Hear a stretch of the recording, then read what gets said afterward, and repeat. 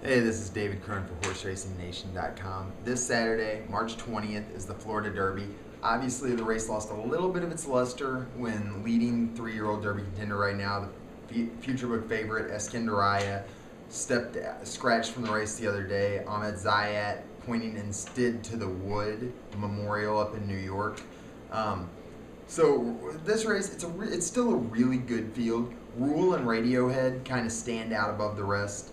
Then you've got Icebox and Soaring Empire. Those are the only 4 horses in the race that aren't eligible for non-winners of one other than. So you've got a lot of really lightly raced horses in here. I kind of look at this one as the Keanu Reeves special. It had First Dude and Game On Dude, which had me thinking Keanu. Then I came to Best Actor, and I thought to myself, no, this must not be the Keanu Reeves race. This has to be. I was mistaken. So you got a good race here. You got some horses with some upside, but you're going to have to really see if any of these horses can step up and knock off a horse like Rule or Radiohead. Rule's going to be a strong favorite. He's probably going to make the lead. It's going to come down to if anything else tries to go with him. You have horses First Dude, Miner's Reserve, Radiohead even, and Lentenor all have some speed. So will they let him go, or will some jockeys get brave and try to go out there with Rule, try to really pressure him? That could be where the race is decided. If Rule gets loose, if Gulfstream gets a little speed favoring like it can, he can be a really tough horse in this spot. Still, I think he's maybe worth taking a shot against in here. Radiohead too. Radiohead's going to be the strong second favorite. He's a horse that's never won around 2 turns in America.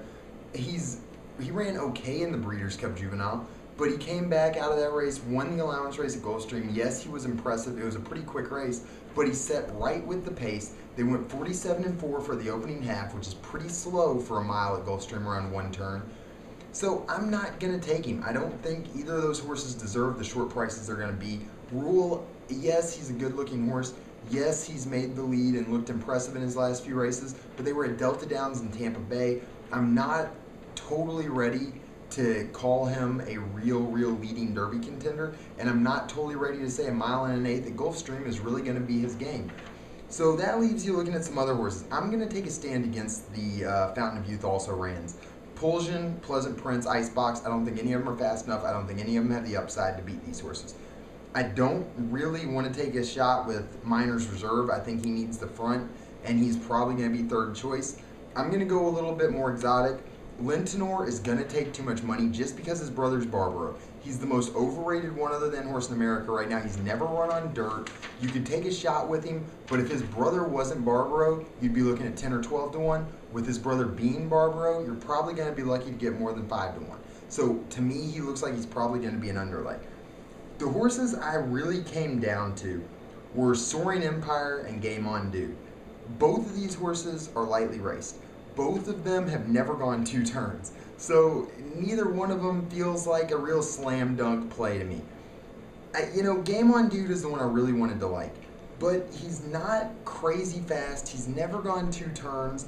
He just ran in a maiden race that he won, but it was still a maiden race. I like him. He's by Awesome again. He's out of a stakes-winning Devil is Due mare. I like the horse a little bit, and I think he can be a factor here. But when it came down to it for me, I'm going to go with Soaring Empire. He has never run that fast, but he's never gone around 2 turns. He's the son of Empire Maker. He's out of an AP&E mare that's from a really strong family. I really think he's going to step way up going 2 turns. Now, the question is going to be, does he have enough seasoning to knock off some of these horses? That's a question that I can't answer. He's going to have to answer that on Saturday. But Soaring Empire has a lot of upside. Plus, Rick Pitino owns him. Rick Pitino's going to be busy up in Jacksonville. He's going to be knocking off, he's going to be knocking off Cal and Duke. So Rick Pitino's going to have a great weekend this weekend. Louisville's going to keep winning. And I think, Soaring Empire is going to run a big race for him in the Florida Derby. It's going to be a big race. It's a really good Derby prep. So good luck, and I hope y'all enjoy it.